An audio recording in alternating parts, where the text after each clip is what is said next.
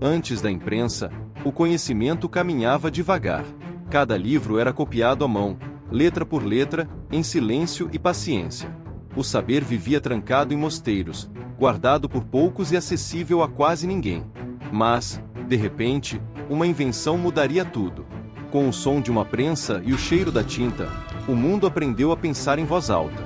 Hoje, no Tempo em Cena, vamos conhecer a invenção que deu voz às ideias e libertou o pensamento humano.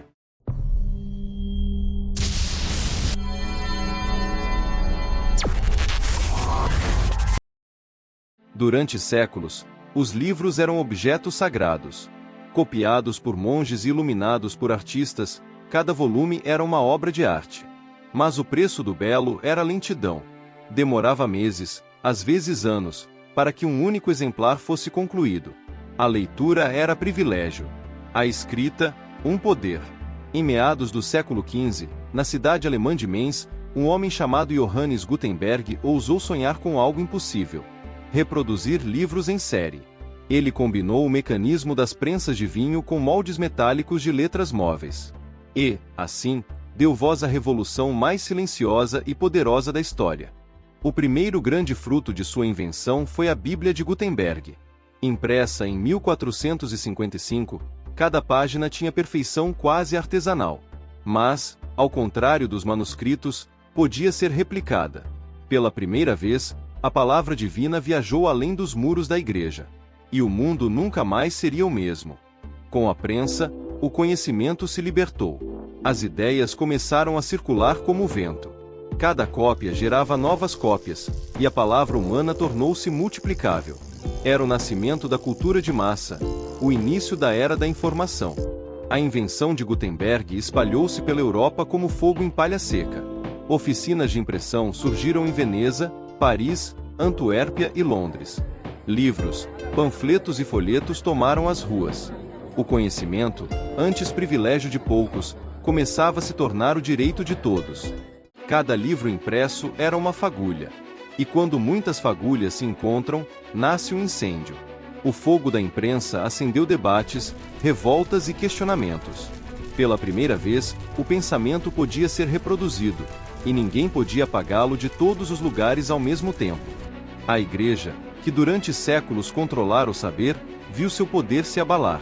A Reforma Protestante, liderada por Martinho Lutero, nasceu também das prensas. As teses de Lutero se multiplicaram como sementes de dúvida e liberdade.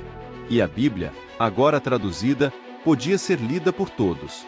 O Verbo se fez voz, e cada fiel tornou-se intérprete da própria fé. A imprensa criou algo novo: a opinião pública. Pela primeira vez, as pessoas podiam ler o mesmo texto, pensar sobre as mesmas ideias e discutir em conjunto. O jornal nasceu como herdeiro da prensa. E com ele, nasceu o poder da palavra impressa sobre o destino das nações. A revolução científica também deve sua força à imprensa. Os trabalhos de Copérnico, Galileu e Newton circularam impressos, multiplicando o alcance da ciência. O conhecimento deixou de ser um segredo e se tornou diálogo. A tipografia foi o motor invisível do progresso. Quem domina a informação domina o mundo. Os reis perceberam isso cedo, e começaram a censurar o que era impresso.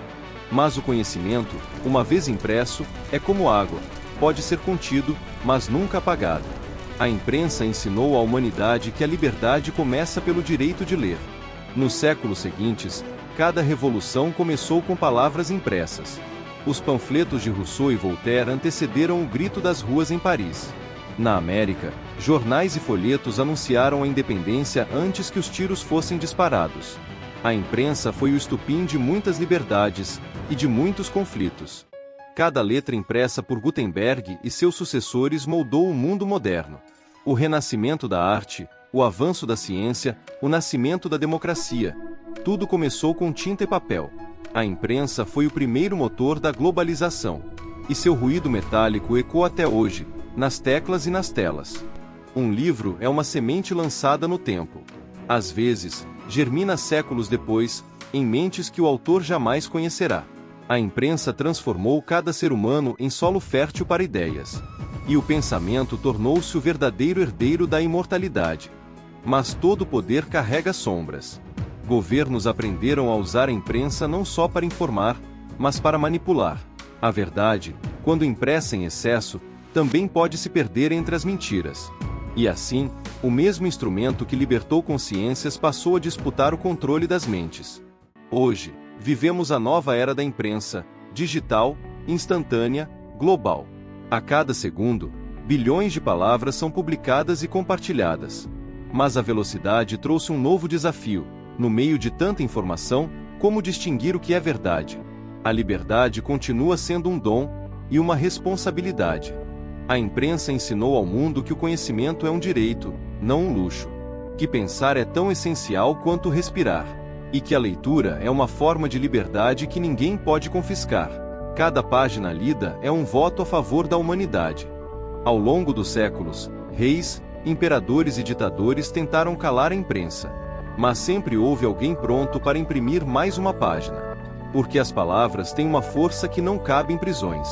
A tinta, quando seca, transforma-se em memória. E a memória, quando lida, reacende o mundo. A imprensa não apenas imprimiu palavras, imprimiu liberdade. A cada página virada, a humanidade dá um passo adiante. Entre o papel e a tela, entre o passado e o futuro, permanece o mesmo impulso: comunicar, ensinar, transformar. A imprensa não pertence apenas à história. Ela vive em cada palavra que escolhemos compartilhar. Porque, em última instância, imprimir é eternizar. E agora eu quero ouvir você. O que você achou da invenção que deu voz ao mundo? Você consegue imaginar a vida sem livros, sem jornais, sem as palavras que moldaram a nossa história? Deixe aqui nos comentários a sua opinião e sugestões de outros temas que você gostaria de ver no Tempo em Cena. Aliás, se você quiser conhecer o homem que sonhou o futuro, veja o episódio anterior sobre Leonardo da Vinci. Ah, e não se esqueça, se inscreva, ative o sininho e curta este vídeo para que a nossa comunidade continue crescendo. Nos vemos no próximo episódio.